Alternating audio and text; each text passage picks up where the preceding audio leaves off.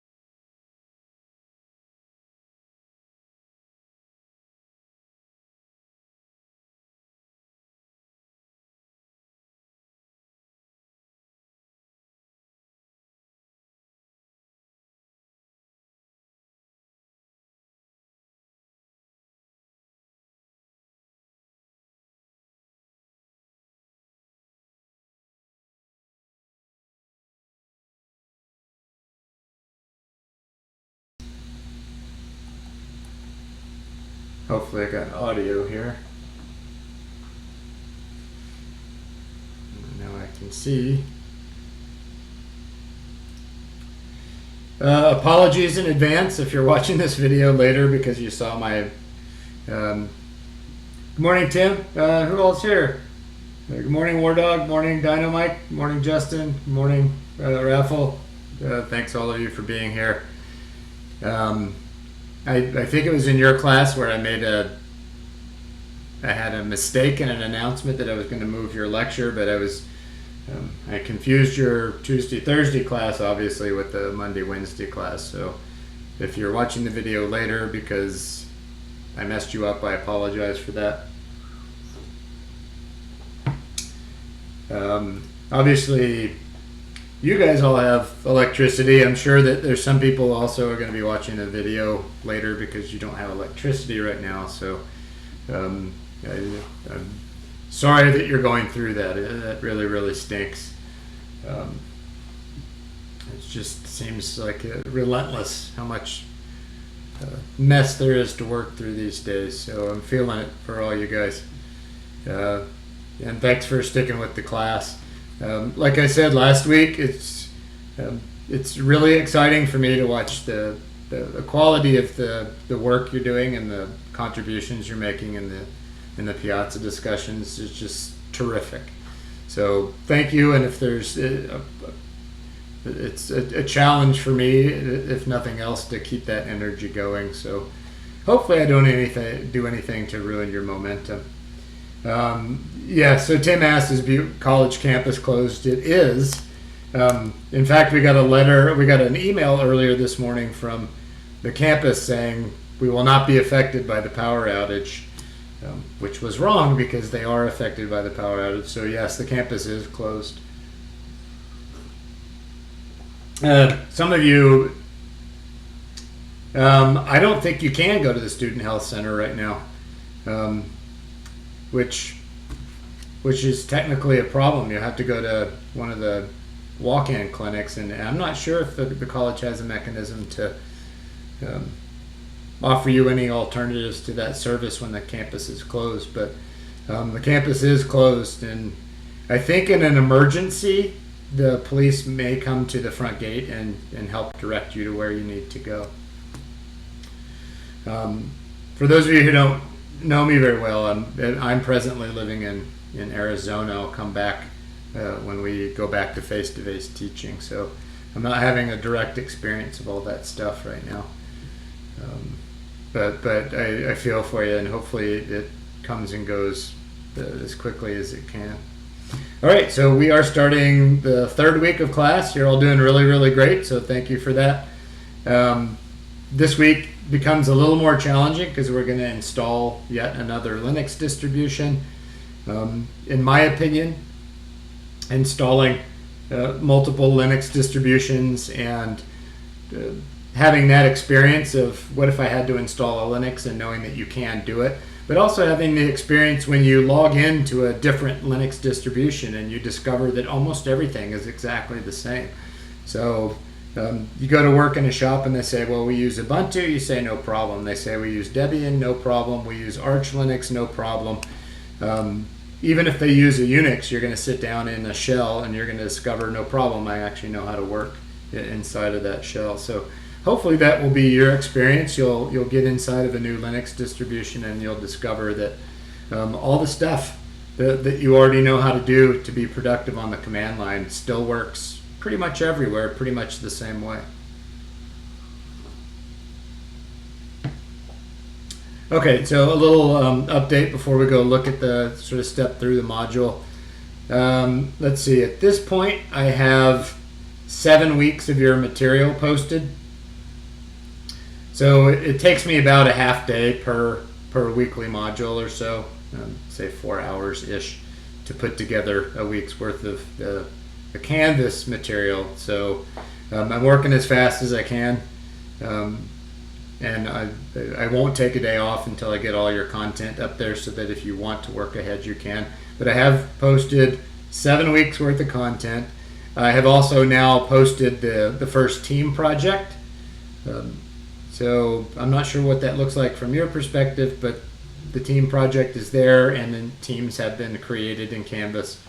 So you have a while before you have to worry about that, but that is posted and you can go have a look at it if you're curious. So week 8 will be coming soon, and then I will work as hard as I can to get all the rest of the content. So that's the main content update, is that I have everything through week 7 posted, and it's all open to you if you want to work on it. And the first team project is also available to you. Okay, that's the main change, and also the fact that I messed up and told you that your Monday lecture would be on Wednesday when you're a Tuesday class. So sorry about that.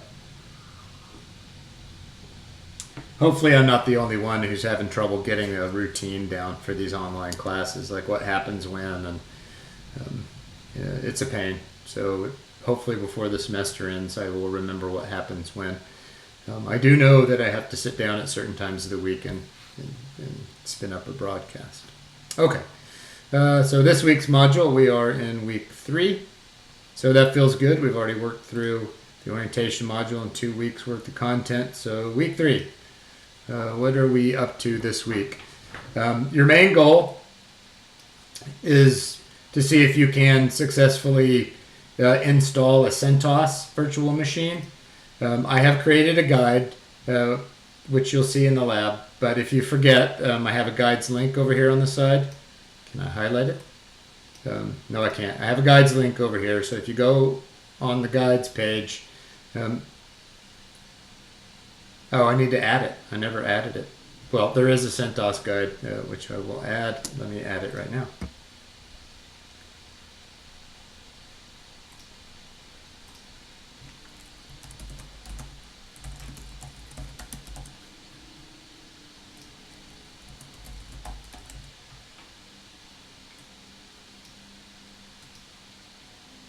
And then somewhere in here I have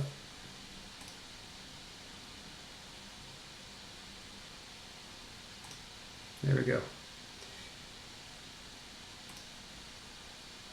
Okay, I'll fix it. I'll make it look pretty later. But anyway, now there's a guide for it. But you'll also encounter it in the lab content. So you're going to see it here again from a different angle. All right, week 3. So we want to install a CentOS so that you have that experience, and you also just keep using the same command line skills that you'll be using everywhere all semester to get better at that inside of a CentOS machine. The other goals are about the Linux file system. I brought my overhead camera today so I can draw some pictures. But we want to talk a little bit about the file system hierarchy standard. All this really means is that in most Linux systems, most Linux distributions, you will find that they have the same directories and files in the same places with the same names. So if you know where to find a resource on one Linux distribution, it's highly likely that that resource will be in exactly the same place on another Linux distribution. And that's really what the file system hierarchy standard is about, that we consistently name things the same across all Linuxes, and we consistently place the same kinds of content in the same places. Then we'll look at some of the key directories in the file system, and then we'll look at some of the command line tools that we can use to work with files and directories. All right, so that's the goals for the week. The readings. So I started to focus these in a little bit harder. So the Introduction to Linux book that has one specific section I want you to read this week. There's a Wikipedia entry, which I think does a better job of introducing you to the file system hierarchy standard than your books do. So I used a Wikipedia entry there. And then chapter 7 in the command line tools summary, which is where many of the commands this week will come from. So those are the readings. If you're watching the video, this is meaningless, but if you can help me get the word out, some people, not in your class actually, but in some other classes, have forgotten that I am actually posting the videos after I do the live broadcast. So at the end of this broadcast, I'll do all of the moving around of the video file, and eventually sometime today I will post, I will embed the video here on the lecture page, and I will also add today's lecture to the videos page over here on the videos link. Okay, that's the readings and lectures. Here's the lab. I'm going to stretch this out so you can see it better. I want that to go. Is that not going to do that? No. We'll see how this works, but there's a new feature this week, which you'll start seeing. So this is the usual lab assignment, which is 20 questions as always. But this week I've added a little hands-on experiments section. And I recommend that before you start answering the questions, you work through my recommended little hands-on experiments. Now let me see what this involves. But you're going to start seeing this. So I'll tell you how this works. When I sit down to work on a week's material, I first pull together the readings that I think will help you the most, and I read them.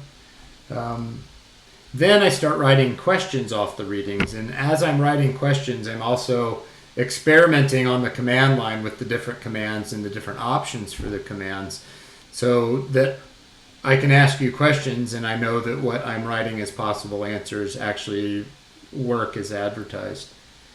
So Tim asked if I checked the Piazza assignments, and I have. So I go in usually on Monday morning, and I read through all the discussion for the prior week. So I've done that for your class. So if you click on the grades link for yourself in Canvas, you should see that I have credited you with your discussion contribution. If you don't have a credit and you made a discussion contribution, please let me know, because I may have just made a mistake somewhere. It's a lot of stuff to read through. And just message me in the Canvas inbox if I made a mistake on your grades. But I have been through and read all the discussion for week 2 material. Okay, so anyway, as I'm writing questions, as I'm doing my own experiments to make sure that the commands as I want to write them actually work as I think that they will, then I start making this extra document so that you can do the same experiments that I was doing. So what I recommend, and I'm going to do it here, I'm going to right click this. So click on the right mouse button and open this in a new tab. And here's sort of a series of commands that I ran through as I was preparing your materials for this week. So I just showed you the same commands roughly in the same order that I did them. And that's what I'm calling hands-on experiments. So what you're going to start seeing week to week is a link from the lab page to a set of hands-on experiments, which kind of show you what it is that I was doing as I was working through that week's material. Now this week, importantly, has you going through the process of installing a virtual machine with CentOS. So if you haven't done that, there's plenty of time to do that, but I'm going to do some of the lecture inside of my own CentOS that I installed. I'm going to right click on this as well, just so I don't lose my place. So this unfortunately is super long, but it's like my other guides where I have the steps and a picture of what the step in most cases looks like. But just a heads up, when you sit down to do this, it's very long. So there's 37 steps. It's a lot of pictures, but I tried to sort of guide you through the entire process from downloading the CentOS installer file to starting up a new virtual machine, all of that process to installing CentOS, and then once you're installing CentOS, what the screens are going to look like, what options you should select, the things that you need to be paying attention to. So if you've already done this, then awesome, you're ahead of the game. But if you haven't done this CentOS install, just a heads up, this week I'm going to have you install CentOS, and I'm going to be referring to our CentOS installation for the next several weeks. If you don't have time to install CentOS this week, you can still use your Lubuntu from the first 2 weeks to answer all the questions. But eventually you're going to want a CentOS, because I will start asking questions about it. Okay, so that's the install guide. It is now on the guides page as well. Just a heads up, it's long. It took me hours to do all this careful picture taking and labeling and all that stuff. But hopefully it means that you are successful in installing CentOS, which is a new Linux distribution for us. Okay, so that's the first part of the hands-on experiments, and then there's just a whole bunch of commands that you might do, and it's kind of the commands that I did in the order that I did them, just to get a feel for these few new commands. Okay, so that's a lot of stuff to take in, but all of that sort of centers on this week's lab assignment, and it all links in through this hands-on experiment. Yeah, isn't Ubuntu a really cool name, Crotan? That's true.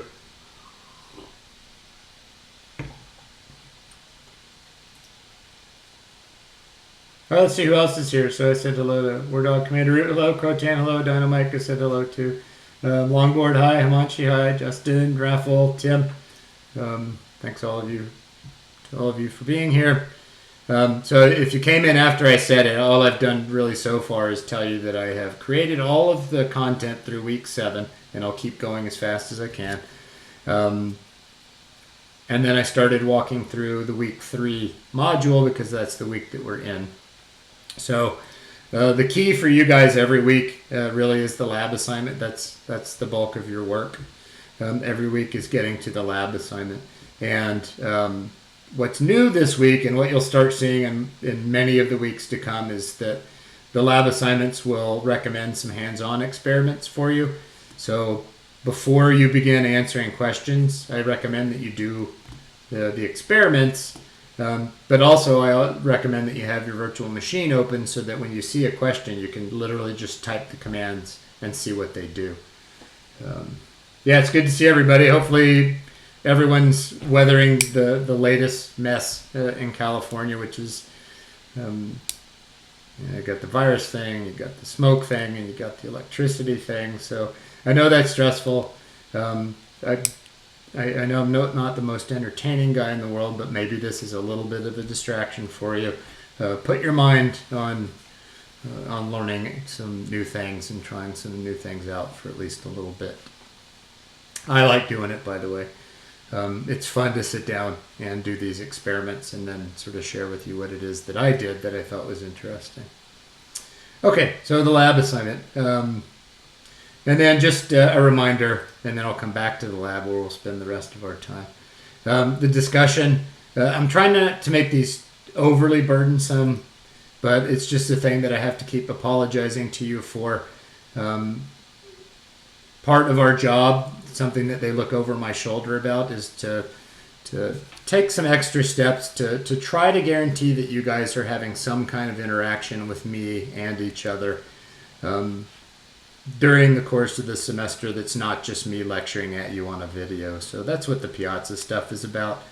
I do go in there every day and I look at what you guys are doing, and your class is just exceptionally good at sharing information in Piazza. So I know we have a ways to go yet. I'll try to occasionally give you a break with a poll or something, but thank you for that. And hopefully you can just sort of go in there. It doesn't take very long, and sort of see what other people have said about an issue. The last thing that every week's content has is reminders. So for now, your reminders are really just about what it is that you were supposed to complete for that week. The discussion prompt, of course, you go to Piazza and do that, and then I go in and I read them on Monday mornings. If you see that I've made a mistake or that I've missed that you made a submission somewhere, just let me know, and I will go update my grade book. And then the labs, of course, you submit inside of Canvas. Okay, so that's the reminders page. Going backwards now, that's the discussion prompt. And then finally back to the lab. So this is the part where I think it's fun to do. Where I have my most fun is opening up a Linux system and fiddling around inside of it. So that's what I'm about to do. So let's change your view. There's that window. Let me get rid of the browser. Stretch this out. Maybe that will help you a little bit. What else do you need to see? Nothing yet. Okay. So let me just show you around CentOS a little bit. And again, if you came in after I said it, one of your big tasks for the week, although if you don't finish it this week, it's okay if you finish it next week. You can use your Ubuntu for this week. But one of your big tasks, hopefully this week, but if not this week, next week, is to get CentOS. So you're going to create a new virtual machine, which will be sitting alongside your Ubuntu machine, and we're going to use the CentOS distribution this time, just so we can get a feel for the differences. Ubuntu. Oh, I'm just saying that, but just seeing that, by the way. Ubuntu. I always say Ubuntu. Ubuntu. Okay, that's good. I like to get those kinds of things right. Thank you for that, Crotan. Okay, so here's CentOS, and you're going to immediately notice something about it that you may or may not like. I like it. But I also think if you know that you can sit down at a system and you don't need a graphical user interface, it's a very empowering feeling to know that it doesn't matter, I can be productive anyway. So if you follow the instructions correctly for your CentOS installation, you will not have any graphics. It will be all text. So for me, I created a user named user. So I'm having to do a text-based login. And I'm going to press enter. Now this is a thing that if you've never done this before, just watch for this. I made the password be password, but as I type it, you're not going to see anything happening on the screen to suggest to you that I'm typing. So password. I've entered the password, but it didn't show any output on the screen. So that's meant to be a security feature, because when the screen actually shows how many characters are in your password, that makes it ever so slightly easier for someone to have a guess at it. So what we say, the terms we use for this is that the password does not echo. So if you hear me say the password does not echo, what it means is as I type my password, nothing's going to show on the screen. But that's the terminology we use to describe that security setup, is that the password does not echo, E-C-H-O, echo. But it also means that it's easy to screw up your password, so hopefully I didn't. If you did, it'll just say wrong password and you try again. So, oh wait, it already gave up, it timed out on me. So user, P-A-S-S-W-O-R-D, not echoing, press enter. Okay, so I had the right password this time. So there's no desktop, there's no graphical user interface, it's just, here I am. I'm going to clear the screen to get rid of the login looking stuff. So this is it. We are now ready to go. Let me bring up a little text file on the side so that you can see what commands it is that I'm typing. So give me a sec to do that. Or not. Oh, I want to show you the commands just in a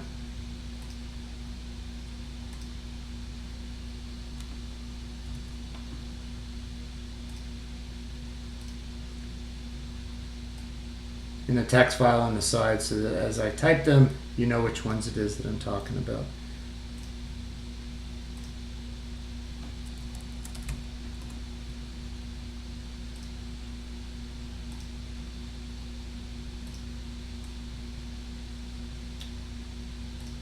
Okay, so I'm about to use the pwd command. What that stands for is present working directory. What that shows you is where you are currently located inside the file system.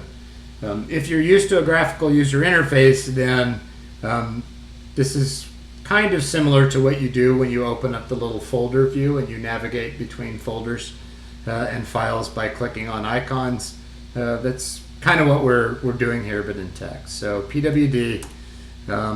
So this output right here, I don't think I can highlight it. I can't. /home/user. That is my present working directory. So that's where I happen to be located on the Linux file system. This is kind of like on a Windows system. So you're seeing /home/user, which is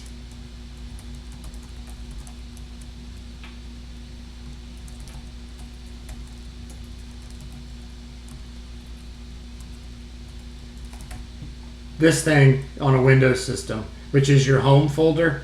In fact, it's not kind of like it, it is. Let's just say it is like it. So /home/user, if you're a Windows user, then what that's sort of similar to or equivalent to in Windows is C, that's probably 2 backslashes, I can't remember. If you're a Windows user, you can tell me which of those is correct. Anyway, so /home/user, so when I get my present working directory after I first logged in, and it prints out /home/user. What it's telling me is you are in the user named user, their home directory. That would be like my username on a Windows machine being user. Okay, so that's what pwd does. It's a very, very useful command because it tells you, oh no, where have I gotten to now inside of the file system. Okay, so now we're going to start doing some file system hierarchy type of stuff. Let me check chat. Let's see if this works. Come on. It might. Okay, so you're seeing this /home/user stuff.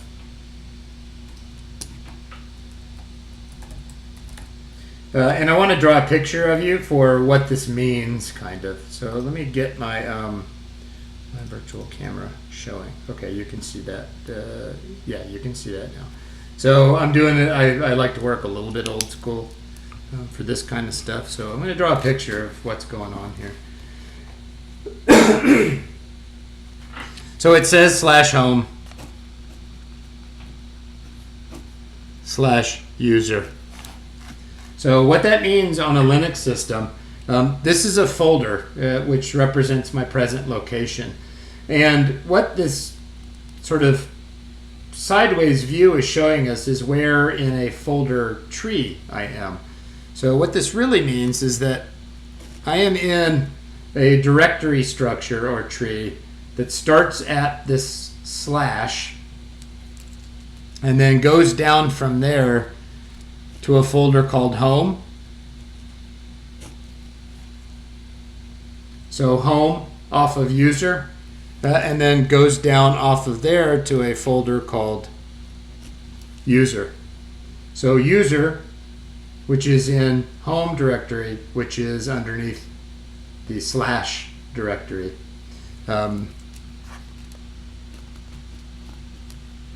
We also call that the root directory. The / we call that the root directory. It's the starting place of everything in a Linux file system. Is the / or what we call the root directory.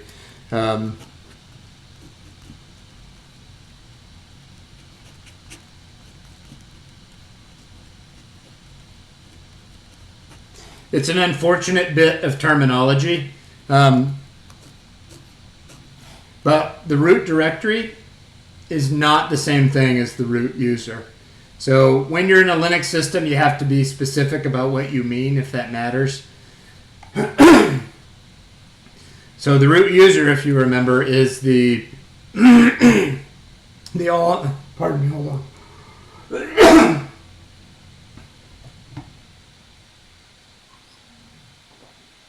Better? Not really. Hold on.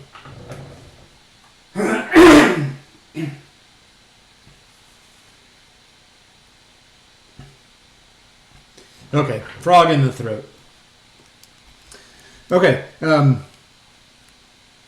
so it's important to be careful here. So I'm talking about the root directory, and what I'm talking about is the set of files and directories that make up the organization of a Linux system. That is not the same thing as the root user. They're not in any way, in fact, directly related. So the root user is the all-powerful administrator, the super administrator on a Linux system.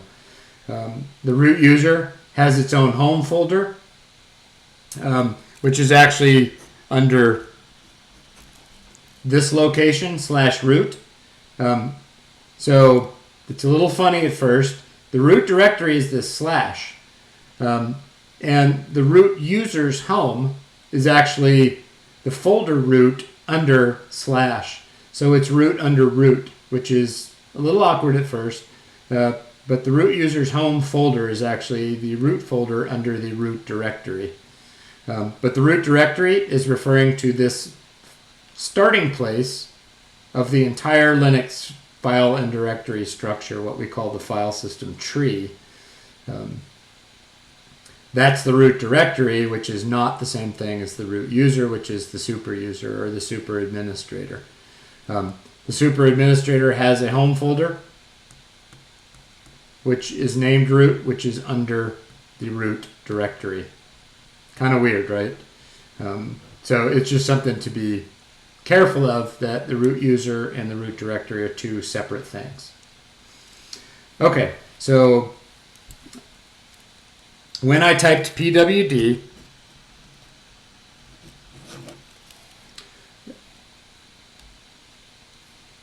it printed out /home/user. So what pwd is showing me is where in the file system tree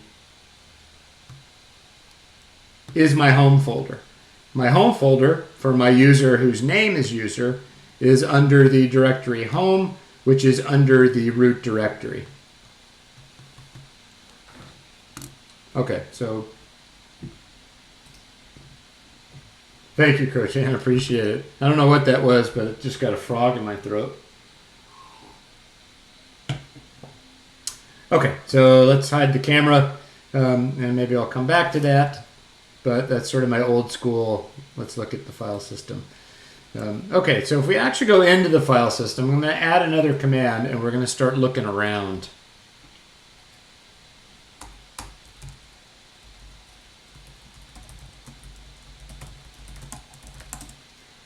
So I'm going to start using the cd command. So the cd command means change directories. And you're going to see me do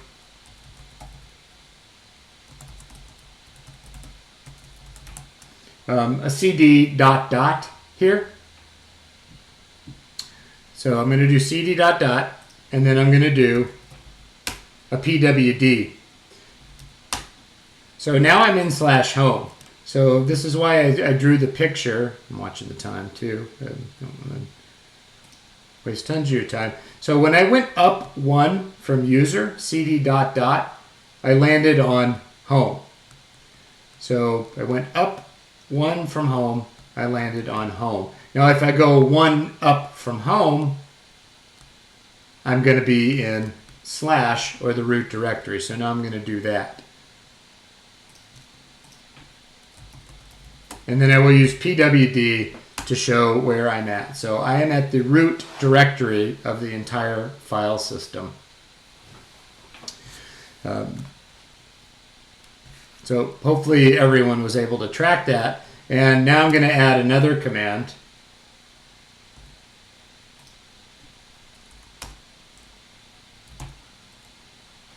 ls, which will list the contents of the present working directory. You can also redirect it elsewhere. But anyway, I'm going to type ls here. And that lists the contents of the present working directory. So all of those things are files or folders that appear as the direct children of root. Hopefully you're seeing what I see, which is those are blue. Yep. So let me add a variant to that.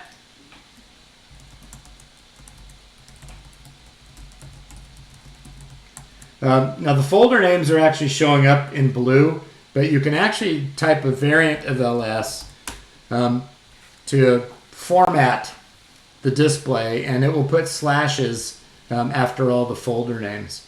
So that green one is also, it turns out, a folder. So there's a whole bunch of folders under /. And let me go back to my picture just to draw a couple of examples of that. Okay, so we are looking at the root directory. There is nothing higher than the root directory, by the way. And let me contrast this real. I want that focus. Come on, man, focus. It will sometimes if I fiddle with it, it'll. But that's fine. Let me contrast this though with Windows for you. So in a Windows system, you also have root folders. You have like a C drive. And then it has a tree that has files and folders that descend from it as well. Like you have a users folder. And then below that you have, like on my Windows machine, my username is jboyd. You have a folder under that. But in Windows, you probably know this, if I were to connect a USB drive, which I did this morning on my Windows machine, what it's going to do is it's actually going to create another tree to represent that additional device. So you still always have your C drive, but if you were to plug in a USB drive, you're going to get a brand new tree that has the files and folders that are inside of the USB drive. Hopefully everyone's familiar with that. So for every new device in a Windows system, you get a new tree with a device letter at the top. Now that's very different from Linux. In Linux, there's only ever one device tree. Only ever one. So what happens in Linux, if I were to attach a USB drive, I would basically, often it's called mount.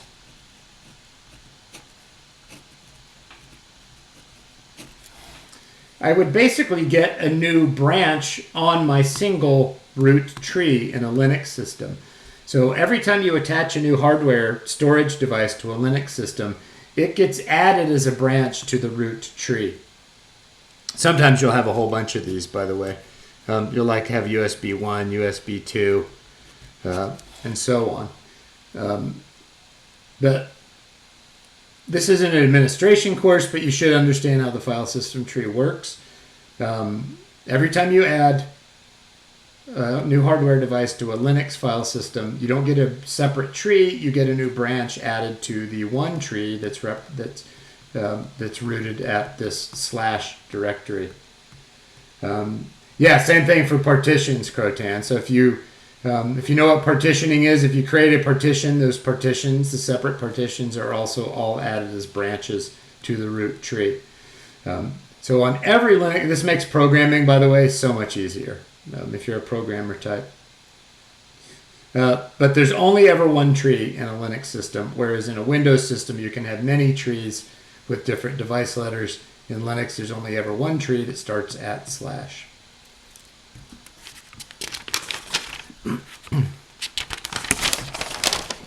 Okay, so we were looking a second ago, and I'll just toggle this. So just sort of remind you that we're looking at this ls-f output, and it's showing me my present working directory is root, so I'm looking at the root directory, and these are all the children directories of the root directory. So I'm going to go back and draw a picture of that for a sec. Hopefully I'm not toggling too fast. So we have the root directory, and then under that we have a whole bunch of other directories. We have an etc. directory. We have what's called the USR, the user directory. We have a var directory.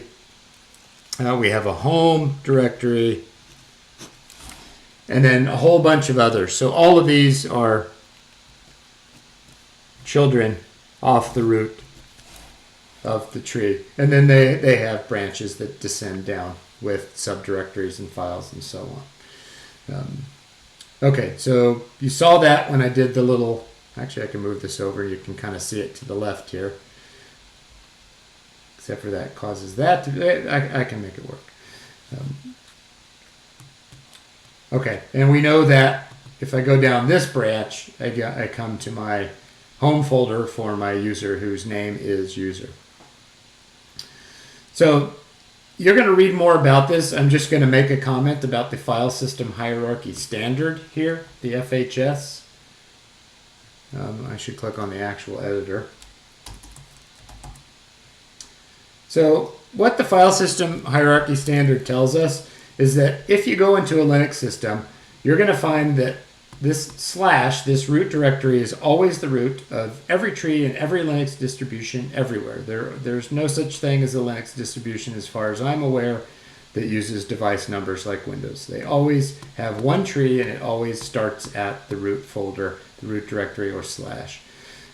The other thing that the file system hierarchy standard tells you is that you find a stock set of folders underneath it. So in a file system hierarchy standard Linux, which is almost all of them, you will find a subdirectory of slash called etc. Now you're going to read more about this, but the file system hierarchy standard tells us to expect that we're going to see that folder on every Linux everywhere. And if we were to go into that folder, we're going to find the same things. The file system hierarchy standard also tells us that we're going to find this /usr folder on every Linux. And that if we were to navigate into that folder and do listings of its contents, we would find the same things. Same for var. The file system hierarchy standard tells us that this directory var is always present, and that if I were to navigate into it and do listings, I would find the same kinds of things. And then finally, same for the home directory and many others. The file system hierarchy standard says that there is this home folder, and if I were to navigate into it, I would find that the user accounts all have their home directories in there. So the file system hierarchy standard tells us that these and several other stock folders are always present, and that they always contain the same kinds of contents. So for example, this USR folder is where you will find most of the commands or utilities that we use. I'll descend into there right now and we'll look at it. The home folder under the file system hierarchy standard should be there, and it should have all of your regular user account home directories in it. So hopefully that makes some kind of sense to everybody. So now let's go look around in the time that we have left. Okay, so I'm going to clear. I'll remind us where we're at, which is the present working directory. This is the command to do that. So where am I currently located in the file system? I am located in the root directory. I'm going to do an ls, so what are the contents of this root directory? On CentOS, the blue stuff and sometimes the green stuff are folders. If we want to see specifically like confirmation of what is a folder, you can use the -F option, and then there's slashes printed behind the folder names. But you can look in there and you can see that. You probably can't see my pointer. Can you see my pointer if it's floating around? A little bit you can, I think. You can see that there is the home folder that we've been in. That's where our user home is. There is a var folder, which maybe we'll go look at. There's an etc. folder. There is a USR user folder. And most of these other folders are actually there because the file system hierarchy standard says they're supposed to be there. And if we were to look inside of them, we'd find the same kinds of things. Hopefully you remember, by the way, that this root folder under slash is the root user's home directory. If I would try to descend down into it, so I'm going to try to descend down into the root folder, I'm going to get a permission denied, and that's because I'm not the root user and I don't have permission to access the root user's data. So if you're navigating the file system with this change directories, and you get a permission denied, that means that you're trying to go somewhere where only the administrator can go. It's no big deal, it just means you can't go there. If I do pwd, you'll see that it didn't let me move. I stayed inside of the root directory. So cd to change directories. By the way, if you try to go up one from the root directory, you just stay in the root directory because there is nothing else higher than that. And then to go down, you use cd, and I'm going to use a listing here. To go down, you use cd and the folder you want to go down into. So let's go back down into the home folder. This slash, by the way, is optional, but I'm using it so that you know I'm changing directories into a folder. So I'm going to go down now from the root folder into the home folder. I'm going to use pwd to confirm my present working location. So now I am in the home folder, which is a subdirectory of the root folder. If I do a listing here, or a listing showing the folder names, there's only one user account on this system. We're going to add one at some point so you know how to do that. But anyway, there's only one user. Their name is user. And since I am the user, I can descend down into that folder. See, no errors. And now I am back inside of my home directory. So I know I went fast with that, but as long as you're doing commands as your regular user and not the super user, you can't really hurt anything. So you can delete your own data, but you can't break the system. So what I'm saying is just try everything you can think of, and if it's bad, it won't let you do it. I'm going to do pwd just to remind us that we're in my home directory. All right, so let's add a command so we can do a little bit more manipulations. So I'm going to add the make directory command. And you execute this command with the directory name that you want to create. Okay, looks like everyone's doing all right, I hope. Oh, some new people joined us. Apologies if I missed you. If I missed saying hello to you, but hello to everybody. If I missed you, apologies for that. Thanks for being here. All right, so let's use the make directory, and what I've been doing in my own experiments as I create material is I've been making directories for each week's material, and then I use that directory to organize the files that I make for that week. But I'm going to make a directory here. This is the same command as you'd find on Windows in this case, by the way, called week 3. The slash there is optional. But you're going to see me whenever I'm making reference to a directory name. I'm going to put a slash on the end so that it's clear to you that I'm talking about a directory. But if I'm using the make dir command, Linux knows that I mean this is supposed to be a directory. But anyway, I'm going to make the directory week 3. And now if I do a listing, which I'm going to do with the -f option so we can see the slashes, you're going to see that I've actually created a whole bunch of stuff, a whole bunch of files, and I also have a week 3 folder that I just made. So I'm going to use the cd command to descend into the week 3 folder. Present working directory to confirm that I actually navigated into the week 3 folder. A listing to see what's in here, which there's nothing because I just created the folder. And now I have a week 3 folder, and now I can sort of play around inside of here without messing with other stuff.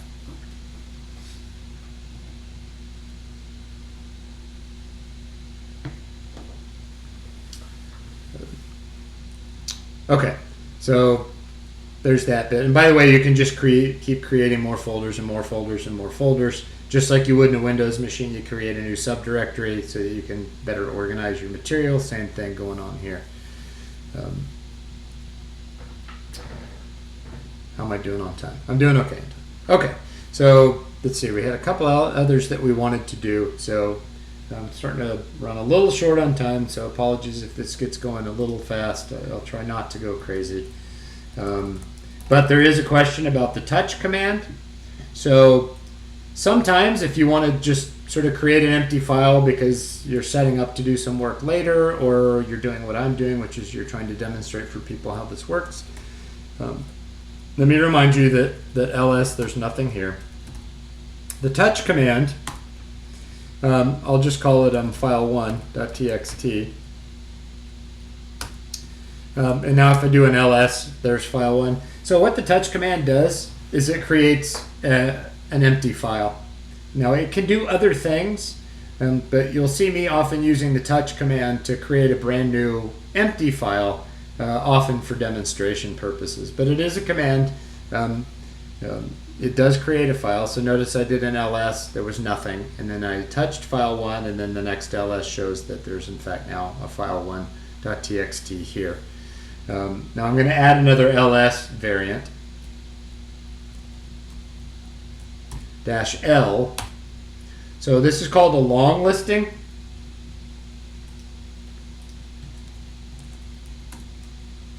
Nope.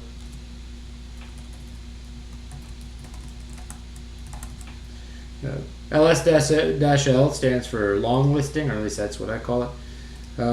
And what a long listing does is it gives you additional information about the files and folders in a directory. Now, we're not going to go through all of this stuff. We will eventually, but for today, just so you can see it, the information that's sort of immediately obvious, or we can make it so, it shows the date and time that it was created here. So it was created on September 8th at 11:52, according to the system's clock. The 0 means it has 0, it's a 0-byte file, it has 0 contents in it. And then the user thing is related to who created it and who owns it on the system. Now, we haven't talked about ownership yet, but this is my user accounts file that I made. It has 0 data in it, and I created it on September 8th at 11:52. So that's the -L, the long listing.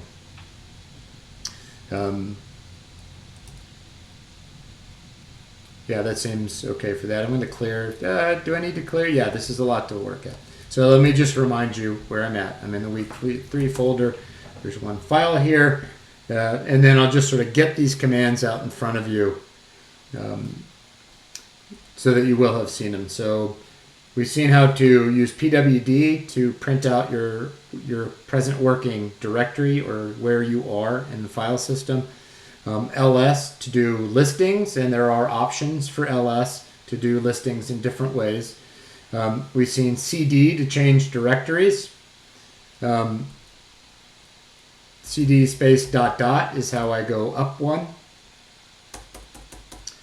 And then I'll show you a couple of cd tricks if I have time before we leave. So, and then make directory, make dir, mkdir to make directories, and touch to create new empty files. So now let's add a couple more, and you can practice with these. So one thing we can do is the cp command. So this is the copy command. So what you do for a copy command is you say cp space what you want to copy. So I want to make a copy of file 1, and then what you want to call the copy, 1-copy.txt. So that's what the copy will be called. So cp to copy a file. The first element here is the thing that you want to copy, and then the second element is what you want to name the copy. And then if I do an ls, you'll see now there's 2 of those because I made a copy of one of them. Let me add that to my list. I'm also going to do move and rm, the scary one, last. Okay, so there's copy. And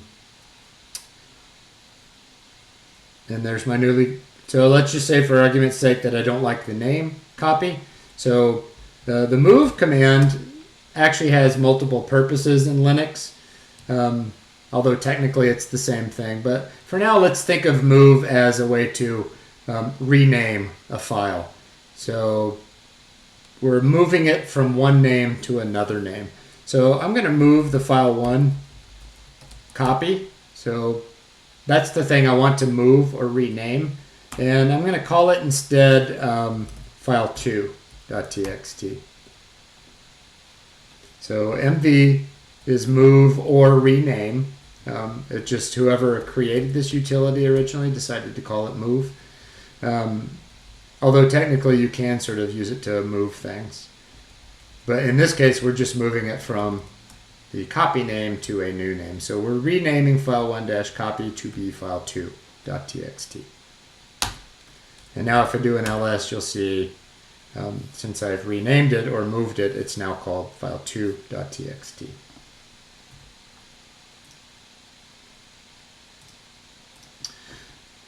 And then the last one is rm. So be careful with rm. Because by default, Linuxes will not ask you to confirm when you're deleting something, and they will let you delete huge amounts of data without even asking you if you meant to do that. So be very, very careful with RM because Linux is not going to say, are you sure? It's just going to do it.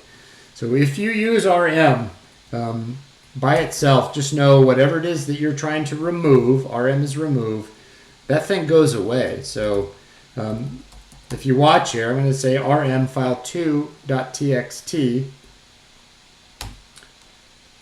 nothing. But if I do a listing now, you'll see it's just gone. So we use this command a lot, but use it carefully. It's better to just have files that you don't want than it is to remove things that you did. So just keep that in mind. It might be better to use the move command to change the name of something when you want to move it to the side as opposed to the rm command, which will remove it and you can't get it back, at least not easily. Okay, I've got two things left to cover. One is to remind you that if you want to know about any of these commands, cd, makedir, pwd, rm, mv, you can use the manual page for it. And I'm going to use the manual to bring up the manual for the rm command because I want to show you something. Okay, so here's the rm command. And I want to show you, I'm going to put it right at the top of the screen here. So I'm using the rm manual, rm, remove files or directories.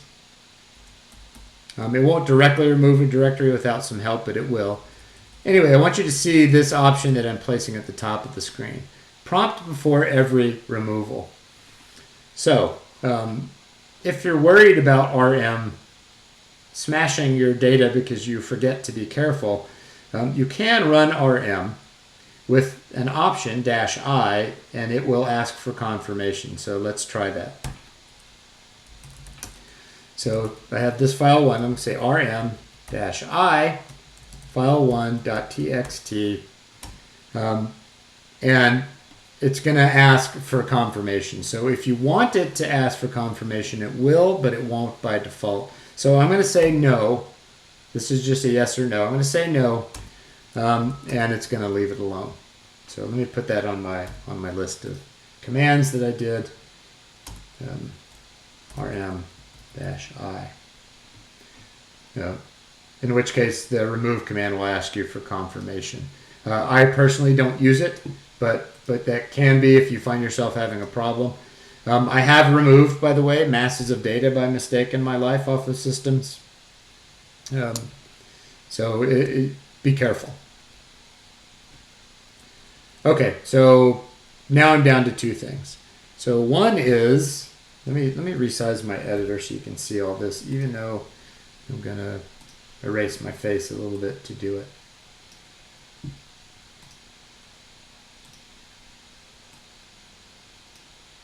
Well, I'll just shrink my face. Smaller face.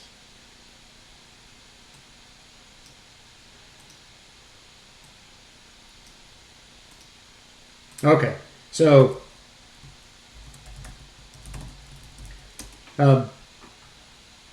just some get home quick commands, and I'll show them to you real quick, and then one thing about VirtualBox.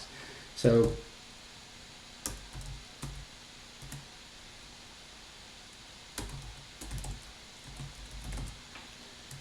all three of these commands will take you from wherever you are in the system back to your home. And I'm going to show you examples. You can't see that at all. Because why? Oh, just because I know that's my ego talking that I'm keeping my face showing. But oh, good question. So Crotan, that's actually a very good idea that Crotan's got. You can use aliases to replace the normal default RM by aliasing it to rm-I, and then regular RM will do -I. I'll show them how to do that, even though I won't hit enter on it. Okay, and then get home. So if you're worried about, so you can say RM is actually do this instead, and then you no longer have that to worry about. So that's something to consider. And we'll also look pretty soon at how to make aliases be sticky. But if you make that alias while you're working, then every RM command, even if you forget the -I, is going to ask you for confirmation. Okay, so the get home quick. So let me just show you. I am not in my actual home directory. I'm in a subdirectory. If I type CD and hit enter, I jump home. And I'm going to show you another example. So I'm going to go up one, and I actually know I can go up two. So I can go up one and then slash and then up one more, which takes me to the root directory. And if I type CD and nothing else and hit enter, it jumps me, takes me home quick. That's by far the quickest way to go home. It's just CD, press enter. So now I'm going to go up to home, and then from there up to the root again. Another way you can get home quick is with the tilde. So that's the squiggle or the tilde. That's less quick than just CD and pressing enter, but it does take you home. Now let me go back up to home, up to the root folder, and you can also get home by typing CD $home, all caps, and that will also take you home. So the get home quick thing is just nice to remember. If you get lost in the file system, just type CD and press enter, and it will take you back to your user home folder. That's a nice thing. Okay, closing tip. Let me make sure that, okay, let me squish this a bit. Get that out of the way. Okay, so you probably have already figured this out if you've installed CentOS, but I think you can see my mouse moving around here on the screen. I hope you can. I think you can. So if you click inside of CentOS, you're going to lose control of your mouse. Like right now, I've got my mouse and I've lost the pointer. So this is VirtualBox capturing your mouse, but it's not permanent. So if VirtualBox captures your mouse and you need it back, you press the control key on your keyboard on the right-hand side. So I'm going to press the control key on the right-hand side, and boom, I got my mouse pointer back. Now if I click inside of CentOS again, it recaptures my mouse, but I will press the control key on the right-hand side of my keyboard, and boom, I got my mouse pointer back. So I'm going to show you that VirtualBox is actually has a little reminder for you if you forget what do I press to get my mouse back. Down here at the bottom right hand side of the VirtualBox window where it says right control, that tells you how to get your mouse out of here. So once you've installed CentOS, if it captures your mouse, click, uh-oh, my mouse is gone. Right control key, boom, got your mouse pointer back. So super useful, because if you don't know that, you're going to be stuck there puzzling over it for a while. The way I get out of CentOS, by the way, what I do is once I'm done working, I exit, which in a text-only environment will, so now I'm logged out, and then right control to get my mouse back, and then I click on the little X at the top, and you can't see that part.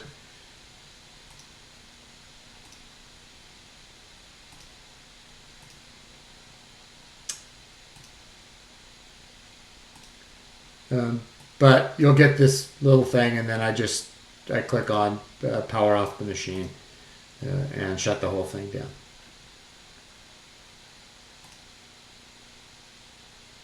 Browser back, please. Okay, so that's my whole thing. Thanks for letting me go a little bit over. Hopefully there's some useful stuff in there for you.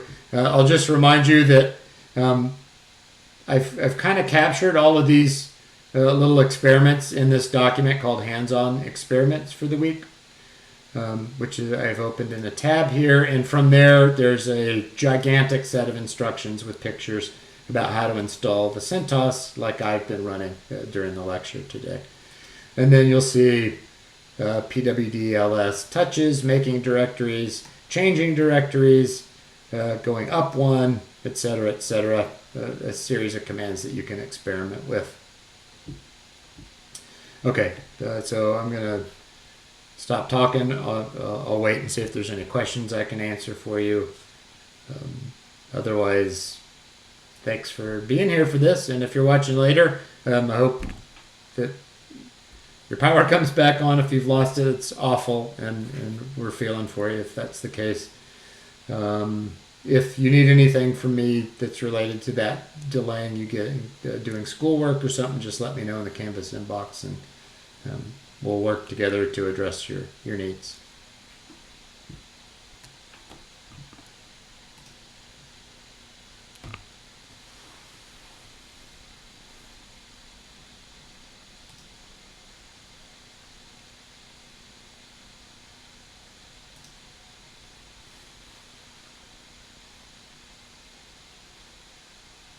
Thanks, Gretan. You too. Take it easy. So have a good week, everybody. At least the best week you can have. Have the best week you can have. And just drop me a line in Canvas inbox. If you need some one-on-one time, just let me know. The best way is through Conversion. But if you're in doubt, just use the Canvas inbox to drop me a message, and we will work out whatever it is. Thanks, Justin. Appreciate it. Have a good week. All right, everybody, take care.